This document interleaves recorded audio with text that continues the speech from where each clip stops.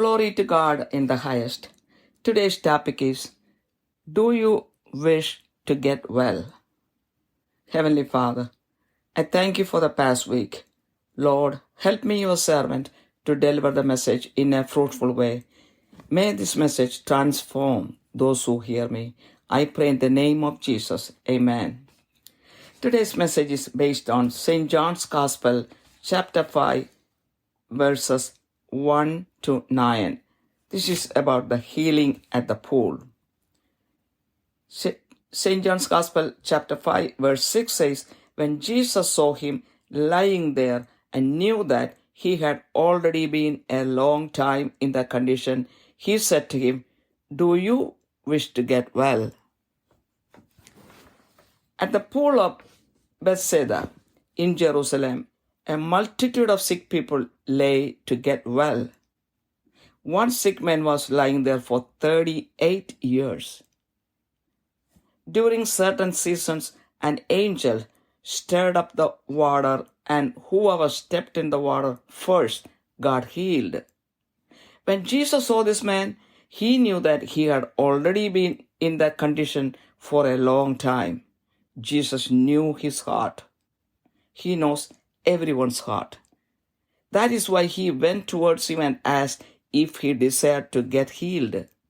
He explained his helplessness, saying that every time he wanted to enter the pool, someone else got into the pool as there was no one there to help him. This means that he wanted to get well. John chapter 5 verse 8, Jesus said to him, get up, pick up your pallet and walk. Immediately the man became well, picked up his pallet and began to walk. One point is, sin can be the cause of some illness.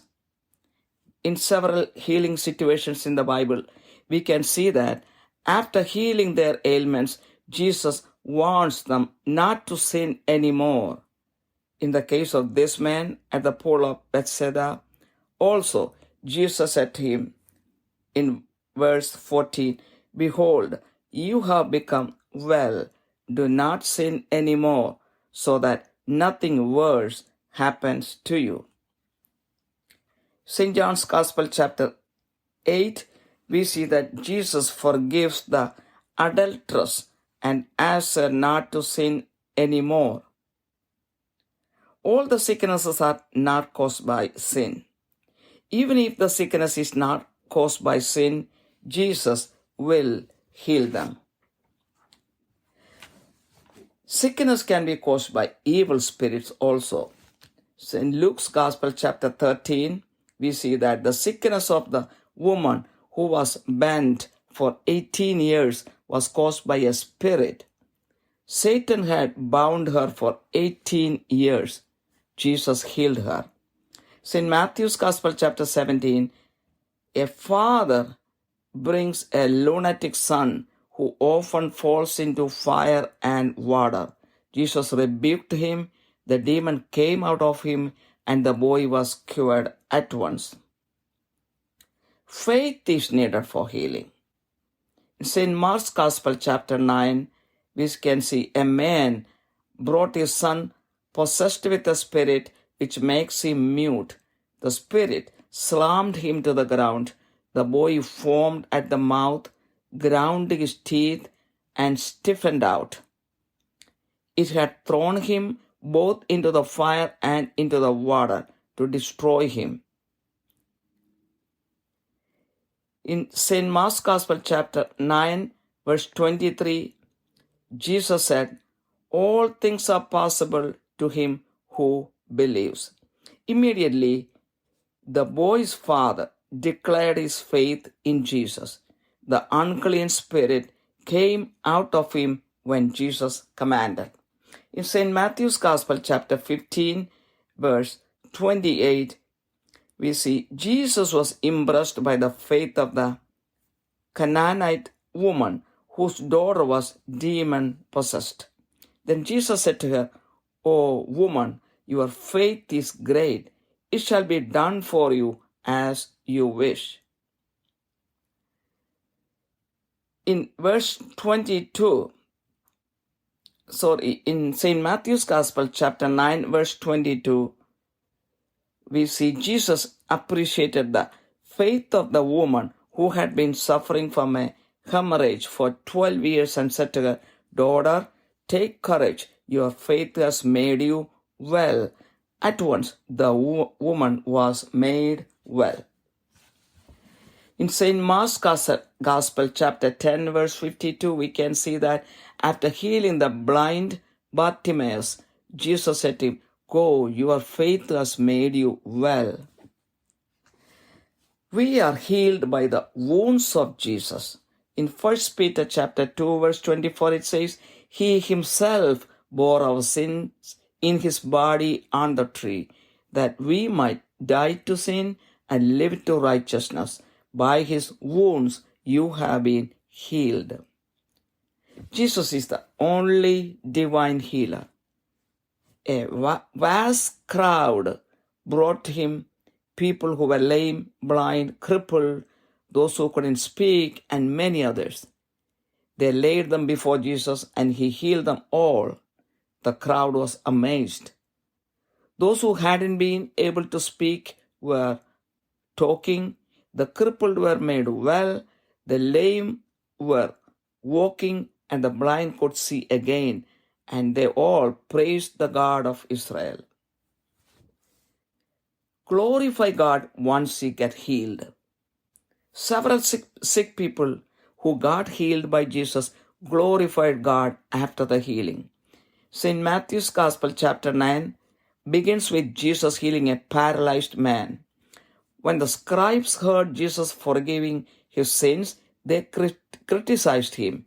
They criticized him in several occasions like this.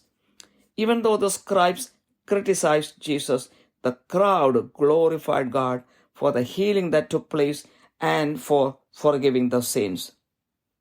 When we get healing or when miracles happen in our lives, we should glorify God also. We should give our testimony to others so that they will also glorify God. Now, are you aware of the healing you need? It is usually seen among people who really need healing that they are not aware that they need healing to solve the problems they face or their family face through them. The hardest part is that it is very hard to convince them that they have a problem. When the entire family and the immediate community really want to help them to get a healing through counseling, special prayers, or retreats, they show denial, stay stubborn, and fight back to avoid the extra help through which they can get deliverance. Alcoholic addiction and drug addiction are two major areas that destroy the person and the immediate family. I personally know several people who shiver if alcohol is not taken in the usual time. If alcohol is taken beyond the limit, some of them get violent, drive after getting drunk, do reckless things, and abuse the family mentally and physically. There are different areas of our life that need healing. It can be reckless behavior and conversations, gossip, using our tongue for the wrong purpose, hurting other people, lack of faith, careless prayers and worship, passion for outward appearance, passion for food, adultery, fornication, hurting God's servants, criticizing anointed people, criticizing miraculous healing, etc. In St. Matthew's Gospel, chapter 13, verse 14, it says, "For the hearts of these people are hardened, and their ears cannot hear, and they have closed their eyes, so their eyes cannot see, and their ears cannot hear, and their hearts cannot understand, and they cannot turn to me and let me heal them." This shows that we should seek healing in the early stages of sickness, not towards the end. Do you believe in divine healing? Some people still do not understand and accept the healing work of Jesus still happening in the world. In the book of Malachi, chapter 3, verse 6, it says, "For I, the Lord, do not change." In Exodus chapter 15, verse 26, it says, "If you will give earnest heed to the voice of the Lord your God, and do what is right in his sight, and give ear to his commandments, and keep all his statutes, I will put none of the diseases on you which I have put on the Egyptians, for I, the Lord, am your healer." After Jesus ascended to heaven, the Holy Spirit came upon the disciples and worked many miracles. That same Holy Spirit is working through different individuals even today, irrespective of denomination, color, beauty, gender, position, or education. We should be on the lookout for those individuals who have the gifts of the Holy Spirit. Some people do not believe in these gifts and healings, and they throw mud on them by their gossip and criticism. In 1 Corinthians chapter 12, verse 7, it says, "But each one is given the manifestation of the Spirit for the common good." God desires our healing. God always desires our healing, but He won't force that healing on us. If we want to get healed, we must cooperate with God. We must believe in the Word of God and act on it. We must always resist Satan, who is our enemy. In St. John's Gospel, chapter 10, verse 10, it says, "The thief comes only to steal and kill and destroy. I came that they may have life and have it abundantly." John chapter 10, verse 9 says, Jesus says, "I am the door. If anyone enters through me, he will be saved and will go in and out and find pasture." St. Matthew's Gospel, chapter 4 says, "When the devil tempted Jesus in the desert, Jesus made him run away by uttering the word of God." By uttering the word of God, we can make Satan run away from tempting us. With this, the message ends. Heavenly Father, I glorify your name. Lord, bless each and everyone who hears this message. Lord, help everyone to believe that Jesus is the only divine healer, to know that the Holy Spirit can heal and deliver us, to fight against the temptations of the devil, to live according to the word of God, and to get healed. I pray in the precious name of Jesus Christ. Amen. ദൈവതിരുനാമത്തിന് മഹത്വമുണ്ടായിരിക്കട്ടെ. ഇന്നത്തെ ചിന്താവിഷയം, നിനക്ക് സൗഖ്യമാകുവാൻ മനസ്സുണ്ടോ? കാരുണ്യവാനായ സ്വർഗ്ഗസ്ഥ പിതാവേ, കഴിഞ്ഞ ഒരാഴ്ചയ്ക്കായി നന്ദി പറയുന്നു. ഇന്നത്തെ സന്ദേശം വേണ്ടതുപോലെ മറ്റുള്ളവരിലേക്ക് കൈമാറുവാൻ ഈ ദാസിയെ സഹായിക്കണമേ. കേൾക്കുന്നവരിൽ ഒരു രൂപാന്തരം ഉണ്ടാകുവാൻ ഇടയാക്കണമേ. യേശുവിൻ്റെ നാമത്തിൽ തന്നെ ആമേൻ. ഇന്നത്തെ സന്ദേശം ആധാരമാക്കിയിരിക്കുന്നത് വിശുദ്ധ യോഹന്നാന്റെ സുവിശേഷം 5-ാമത്തെ അധ്യായം 1 മുതൽ 9 വരെയുള്ള വചനങ്ങളെയാണ്. കുളക്കരയിലെ സൗഖ്യം. അതിൻ്റെ 6-ാമത്തെ വചനം പറയുന്നു, "അവൻ കിടക്കുന്നത് യേശു കണ്ടു, ഇങ്ങനെ ഏറിയ കാലമായിരിക്കുന്നു എന്ന് അറിഞ്ഞു, നിനക്ക് സൗഖ്യമാകുവാൻ മനസ്സുണ്ടോ എന്ന് അവനോട് ചോദിച്ചു." ബെത്സേദ കുളക്കര ജെറുസലേമിലുള്ള സ്ഥലമാണ്. അനേകം രോഗികൾ ആ കുളത്തിൻ്റെ കരയിൽ കിടന്നിരുന്നു. അതിൽ ഒരു മനുഷ്യൻ 38 വർഷമാണ് അവിടെ കിടന്നത്. ചില സീസണുകളിൽ ഒരു മാലാഖ വന്ന് ആ കുളമൊന്ന് കലക്കും. അപ്പോൾ ആദ്യം അതിലിറങ്ങുന്ന ആളിന് സൗഖ്യം കിട്ടും. ആ വിശ്വാസമനുസരിച്ചാണ് അനേകം രോഗികൾ അവിടെ കിടന്നിരുന്നത്. എന്നാൽ ഈ മനുഷ്യൻ ഇറങ്ങാൻ തുടങ്ങുമ്പോൾ മറ്റാരെങ്കിലും ഇറങ്ങിയിരിക്കും. കാരണം സഹായം കൂടാതെ എളുപ്പം ഇറങ്ങാൻ ആ മനുഷ്യന് സാധിക്കില്ലായിരുന്നു. എന്നാൽ യേശു അവൻ്റെ ഹൃദയം കണ്ടു. യേശു എല്ലാവരുടെയും ഹൃദയം കാണുന്നു. അവൻ്റെ അടുത്ത് ചെന്ന്, "നിനക്ക് സൗഖ്യമാകാൻ മനസ്സുണ്ടോ എന്ന് ചോദിക്കുന്നു. അപ്പോഴാണ് അവൻ്റെ നിസ്സഹായത അവൻ പറഞ്ഞറിയിച്ചത്. 8-ാമത്തെ വചനം, യേശു അവനോട് എഴുന്നേറ്റ് നിന്റെ കിടക്കയെടുത്ത് നടക്ക എന്ന് പറഞ്ഞു.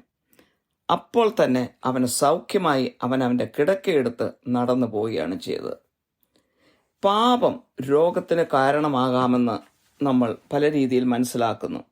ബൈബിളിലുള്ള അനേകം രോഗശാന്തികൾ യേശു നടത്തിയപ്പോൾ പലരോടും ഇനി പാപം ചെയ്യരുത് എന്ന് പറഞ്ഞു. ഈ ബെത്സേദ കുളക്കരയിൽ കിടന്ന ഈ മനുഷ്യനോടും അതിൻ്റെ 14-ാമത്തെ വചനത്തിൽ യേശു പറഞ്ഞു, നോക്കൂ, നിനക്ക് സൗഖ്യമായല്ലോ, അധികം തിന്മയായത് ഭവിക്കാതിരിക്കാൻ ഇനി പാപം ചെയ്യരുത് എന്ന് പറഞ്ഞു.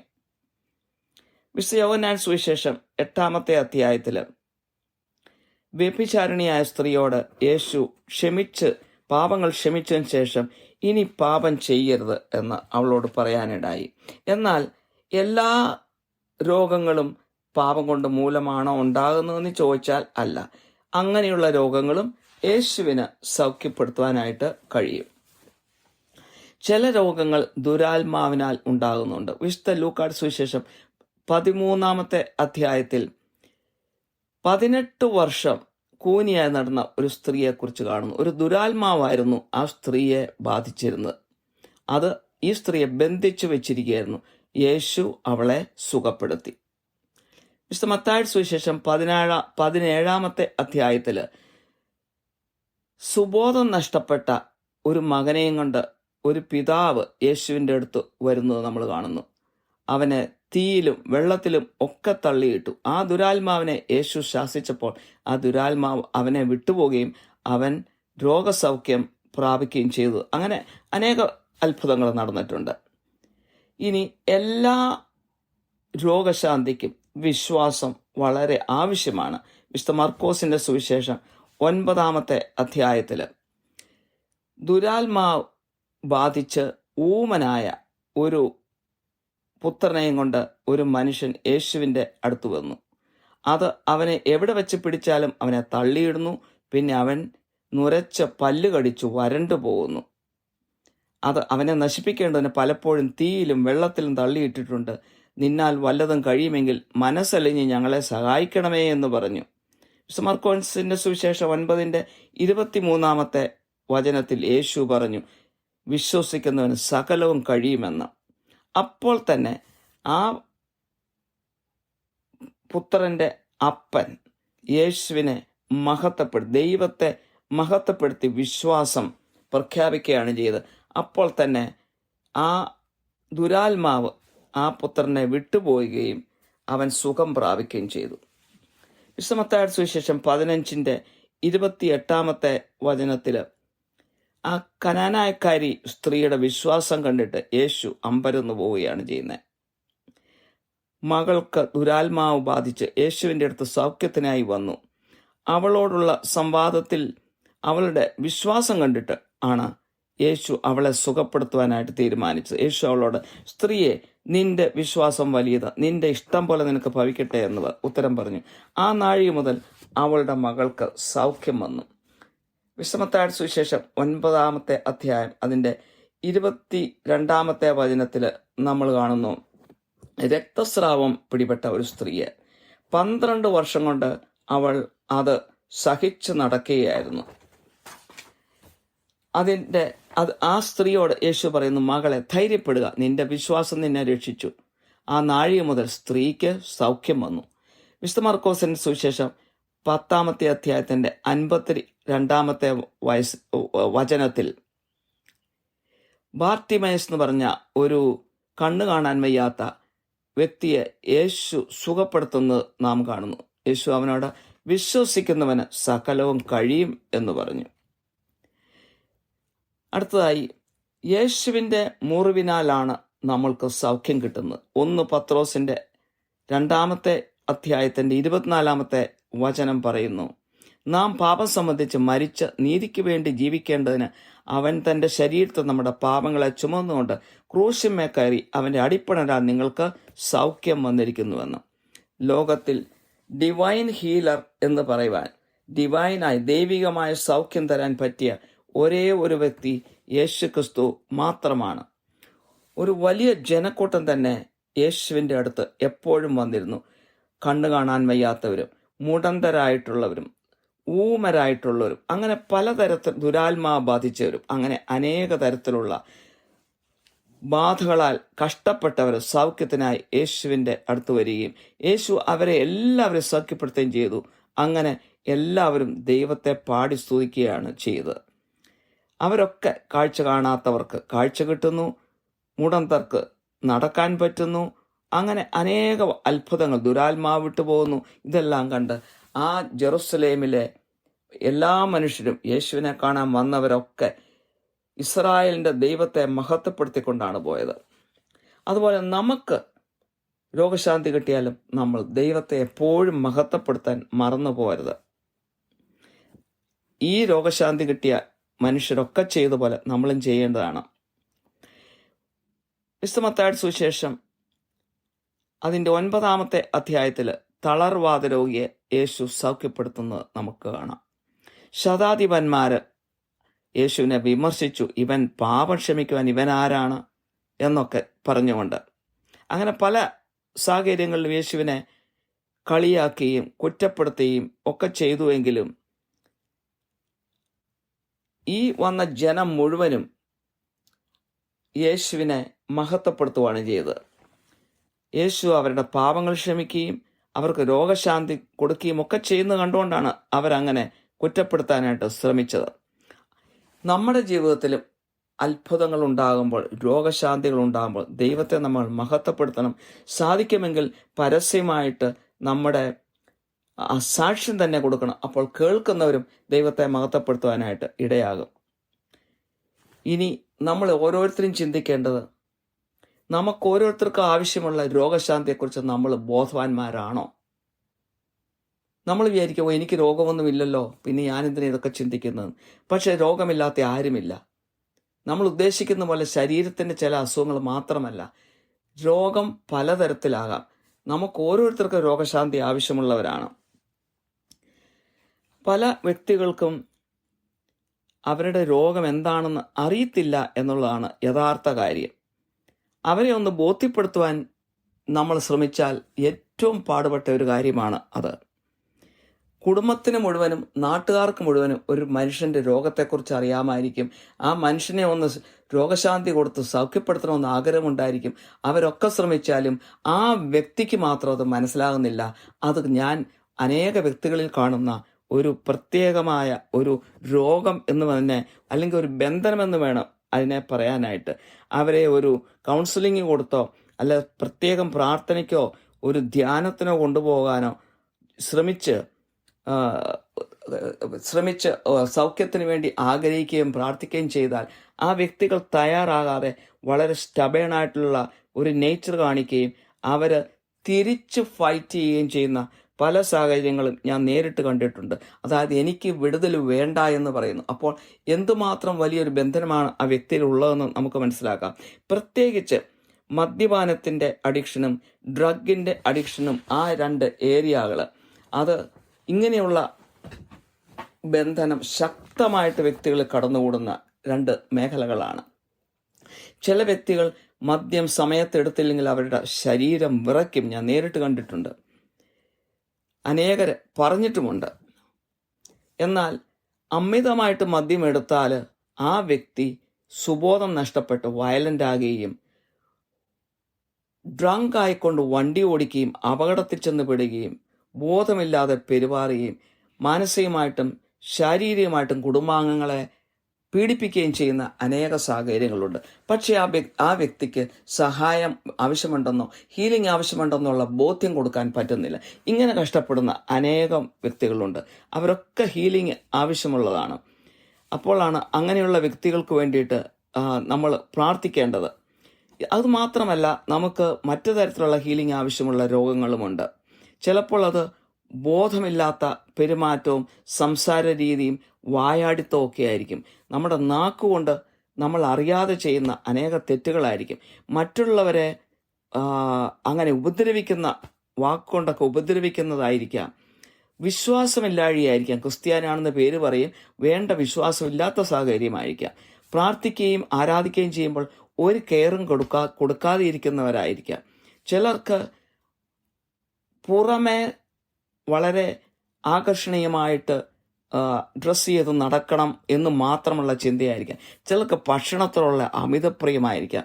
ചിലർക്ക് വ്യഭിചാരമായിരിക്കാം, ദുർനടപ്പായിരിക്കാം. ചിലർക്ക് ദൈവദാസരെയൊക്കെ ഉപദ്രവിക്കുന്നതായിരിക്കും. ചിലർക്ക് അഭിഷേകമുള്ള വ്യക്തികളെ വിമർശിക്കുന്നതായിരിക്കും. ചിലർക്ക് അത്ഭുത രോഗശാന്തി എന്നുള്ള കാര്യത്തെക്കുറിച്ച് വിമർശിക്കുന്നതായിരിക്കാം. ഇങ്ങനെ അനേകം ഹീലിംഗ് കിട്ടേണ്ട മേഖലകൾ നമ്മുടെയൊക്കെ ജീവിതത്തിൽ. അപ്പോൾ നമുക്ക് ചിന്തിക്കാം, ഇതിൽ എവിടെയാണ് എനിക്ക് ഹീലിംഗ് ആവശ്യമുണ്ടെന്ന് ഉള്ളത് നമ്മൾ ഓരോരുത്തരും ചിന്തിക്കണം. വിശുദ്ധ മത്തായിയുടെ സുവിശേഷം 13:14 പറയുന്നു, നിങ്ങൾ ചെവിയാൽ കേൾക്കും ഗ്രഹിക്കുകയില്ലതാനും, കണ്ണാൽ കാണും ദർശിക്കുകയില്ലതാനും. ഈ ജനത്തിന്റെ ഹൃദയം തടിച്ചിരിക്കുന്നു, അവർ ചെവി കൊണ്ട് മന്ദമായി കേൾക്കുന്നു, കണ്ണടച്ചിരിക്കുന്നു, അവർ കണ്ണ് കാണാതെയും ചെവി കേൾക്കാതെയും ഹൃദയം കൊണ്ട് ഗ്രഹിക്കാതെയും തിരിഞ്ഞുകൊള്ളാതെയും ഞാൻ അവരെ സൗഖ്യമാക്കാതെയും ഇരിക്കേണ്ടതിന് തന്നെ എന്ന്. അപ്പോൾ പല തരത്തിലുള്ള സിക്നസ് ഉണ്ട് എന്ന് നമ്മൾ മനസ്സിലാക്കുന്നു. അപ്പോൾ ഇങ്ങനെയുള്ള രോഗങ്ങളുടെ തുടക്കത്തിലാണ് ചികിത്സ ആവശ്യം. യേശുവിൻ്റെ അടുത്തേക്ക് വന്ന് രോഗശാന്തി അപേക്ഷിക്കേണ്ടത് അതിൻ്റെ ഏർലി സ്റ്റേജിലാണ്. അവസാനത്തെ സ്റ്റേജിൽ സുബോധം നഷ്ടപ്പെട്ടു പോകാം, അല്ലെങ്കിൽ ഹൃദയം കഠിനമായി പോകാം. അവസാന നിമിഷത്തിലല്ല രോഗശാന്തിക്ക് വരേണ്ടത്. അവസാന നിമിഷത്തിലേക്കും ആത്മാർത്ഥമായിട്ട് വന്നാൽ രോഗശാന്തി കിട്ടും. എന്നാൽ സുബോധം നഷ്ടപ്പെട്ട അവസ്ഥയായതുകൊണ്ട് ആത്മാർത്ഥമായിട്ട് വരാനുള്ള ഒരു ശക്തി ആ വ്യക്തിക്ക് കാണുകയില്ല. ഇനി ദൈവത്തിന് ഹീൽ ചെയ്യാൻ സാധിക്കുമെന്ന് ആത്മാർത്ഥമായിട്ട് ഓരോരുത്തരും വിശ്വസിക്കുന്നുണ്ടോ? അനേക വ്യക്തികൾ ഇത് വിശ്വസിക്കുകയോ അംഗീകരിക്കുകയോ ചെയ്യുന്നില്ല. പരിശുദ്ധാത്മാവിന് ഹീലിംഗ് തരാൻ പറ്റും എന്നുള്ളത് അനേകർ വിശ്വസിക്കുന്നില്ല. യേശു ഉയർത്തെഴുന്നേറ്റ് പോയതിനു ശേഷം ഈ ഭൂമിയിൽ പരിശുദ്ധാത്മാവിനെ അയച്ചു. പക്ഷെ ആ പരിശുദ്ധാത്മാവിന് ചെയ്യാൻ സാധിക്കുമെന്നുള്ളത് പലരും വിശ്വസിക്കുന്നില്ല. മലാക്കി പ്രവാചകന്റെ 3:6 പറയുന്നു, യഹോവയായ ഞാൻ മാറാത്തവൻ എന്ന്. ദൈവത്തിന് ഇന്ന് ഹീൽ ചെയ്യാൻ സാധിക്കും. പുറപ്പാടിന്റെ പുസ്തകം 15:26 പറയുന്നു, നിന്റെ ദൈവമായ യഹോവയുടെ വാക്ക് നീ ശ്രദ്ധയോടെ കേട്ട് അവന് പ്രസാദമുള്ളത് ചെയ്യുകയും അവന്റെ കൽപ്പനകളെ അനുസരിച്ച് അവന്റെ സകല വിധികളും പ്രമാണിക്കുകയും ചെയ്താൽ ഞാൻ മിസ്രയമ്യർക്ക് വരുത്തിയ വ്യാധികളിൽ ഒന്നും നിനക്ക് വരുത്തുകയില്ല. ഞാൻ നിന്നെ സൗഖ്യമാക്കുന്ന യഹോവയാകുന്നുവെന്ന് അരുളി ചെയ്തു. അപ്പോൾ യേശു വാഗ്ദാനം ചെയ്തതാണ് പരിശുദ്ധാത്മാവിന്. ഈ പരിശുദ്ധാത്മാവിന് ഇന്നും അനേകം വ്യക്തികളെ ഹീൽ ചെയ്യാനായിട്ട് സാധിക്കും. അതിന് അങ്ങനെയുള്ള കൃപകൾ കൊടുത്തുകൊണ്ട്, വരങ്ങൾ കൊടുത്തുകൊണ്ട് ദൈവം അനേകരെ അഭിഷേകം ചെയ്തിട്ടുണ്ട്. അത് ഏത് ഡിനോമിനേഷനിലുള്ള ആളാണെന്ന് നമ്മൾ നോക്കണ്ട. അവരുടെ നിറം എന്താണെന്നോ, സൗന്ദര്യമോ, അല്ലെങ്കിൽ ആണാണോ പെണ്ണാണോ എന്നോ, അവരുടെ പദവിയോ അവരുടെ വിദ്യാഭ്യാസം ഒന്നും നമ്മൾ നോക്കണ്ട. ദൈവം അങ്ങനെ അനേകരെ ഈ ലോകത്തിലേക്ക് അയച്ചിട്ടുണ്ട്. നമ്മൾ തന്നെ കണ്ടുപിടിക്കുക. അങ്ങനെ അനേകരെ ഞാൻ കണ്ടുപിടിച്ചിട്ടുണ്ട്. അനേകരെ ഞാൻ റെഫർ ചെയ്ത് കൊടുക്കാറുണ്ട്. പരിശുദ്ധാത്മാവിൻ്റെ അഭിഷേകമുള്ള ആളുകളെ, അല്ലെ അവരുടെ പ്രവൃത്തിയെ, അല്ലെങ്കിൽ അവരെ എങ്ങനെ നമുക്ക് കണ്ട് രോഗസൗഖ്യം കിട്ടാമെന്ന് പലർക്ക് ഞാൻ കാണിച്ചു കൊടുത്തിട്ടുണ്ട്. പലരെ ഞാൻ വ്യക്തിപരമായിട്ട് കൊണ്ടുപോയിട്ടുണ്ട്. എന്നാൽ അതിൽ വിശ്വസിക്കാതെ ഇന്നും കഴിയുന്ന, അവരെ ചെളിവാരി എറിയുന്ന, അവരെ വിമർശിക്കുകയൊക്കെ ചെയ്യുന്ന അനേകരാണ് ഇന്ന് മണ്ടത്തരത്തിൽ ജീവിക്കുന്നത്. 1 കൊറിന്ത്യൻസ് 12:7 പറയുന്നു, എന്നാൽ ഓരോരുത്തരും ആത്മാവിൻ്റെ പ്രകാശനം പൊതുപ്രയോജനത്തിനായി നൽകപ്പെടുന്നു എന്ന്. അപ്പോൾ പ്രയോജനത്തിനാണ് അനേകർക്ക് ഇത് കൊടുക്കുന്നത്. ആ വ്യക്തിക്ക് വേണ്ടിയല്ല, മറ്റുള്ളവർക്ക് വേണ്ടിയാണ്. അപ്പോൾ അവരെ അപ്രോച്ച് ചെയ്ത് നമ്മൾ ആ രോഗശാന്തി പ്രാപിക്കേണ്ടത് നമ്മുടെ ആവശ്യമാണ്. ദൈവം എപ്പോഴും നമ്മുടെ ഹീലിംഗ് ആഗ്രഹിക്കുന്നുണ്ട്. നമ്മുടെ രോഗശാന്തി ദൈവം എപ്പോഴും ആഗ്രഹിക്കുന്നെങ്കിലും ഒരിക്കലും ദൈവം നമ്മളിൽ അടിച്ചേൽപ്പിക്കുകയില്ല. ആ രോഗശാന്തി ഉണ്ടാകണമെങ്കിൽ ദൈവവുമായിട്ട് നമ്മൾ സഹകരിക്കണം. ഒന്നാമത് ദൈവവചനത്തിൽ വിശ്വസിക്കുകയും ദൈവവചനം അനുസരിച്ച് ജീവിക്കുകയും ചെയ്യണം. അടുത്തതായിട്ട് സാത്താനെ നമ്മൾ ചെറുത്തു നിൽക്കണം. സാത്താൻ നമ്മുടെ ശത്രുവാണ്. യോഹന്നാൻ സുവിശേഷം 10:10 പറയുന്നു, മോഷ്ടിപ്പാനും അറപ്പാനും അറുപ്പാനും മുടിപ്പാനും അല്ലാതെ കള്ളൻ വരുന്നില്ല. അവർക്ക് ജീവനുണ്ടാകുവാനും സമൃദ്ധിയായി ഉണ്ടാകുവാനും അത്രേ ഞാൻ വന്നിരിക്കുന്നു എന്ന്. യോഹന്നാൻ സുവിശേഷം 10:9 പറയുന്നു, ഞാൻ വാതിലാകുന്നു, എന്നിലൂടെ കടക്കുന്നവൻ രക്ഷപ്പെടും. അവർ അകത്തു വരികയും പുറത്തു പോവുകയും മേച്ചിൽ കണ്ടെത്തുകയും ചെയ്യുന്നു എന്ന്. മത്തായിയുടെ സുവിശേഷം 4-ാമത്തെ അധ്യായത്തിൽ നമുക്ക് കാണാം, യേശു 40 ദിവസം മരുഭൂമിയിൽ ഉപവസിച്ചു. അതിനുശേഷം യേശുവിന് വിശന്നപ്പോൾ അവിടെ സാത്താൻ യേശുവിനെ പരീക്ഷിക്കാൻ അവിടെ വന്നു. അപ്പോൾ നമ്മളെ എത്രമാത്രം പരീക്ഷിക്കാനായിട്ട് ഈ സാത്താൻ കടന്നു വരും. പ്രത്യേകിച്ച് നമ്മുടെ ബലഹീനതയിൽ കൂടുതലായിട്ട് പരീക്ഷിക്കും. അപ്പോൾ ദൈവവചനം ഉച്ചരിച്ചപ്പോഴാണ് സാത്താൻ യേശുവിനെ വിട്ടോടിപ്പോയത്. അതുപോലെ തന്നെ നമ്മളും ദൈവവചനം ഉച്ചരിച്ചുകൊണ്ടും അത് ഉരുവിട്ടുകൊണ്ടും സാത്താനെ നമ്മളിൽ നിന്നും ഓടിച്ചു കളയണം. അതിനുള്ള കൃപ എല്ലാവർക്കും ലഭിക്കട്ടെ. ഇതോടെ സന്ദേശം ഇവിടെ അവസാനിക്കുന്നു.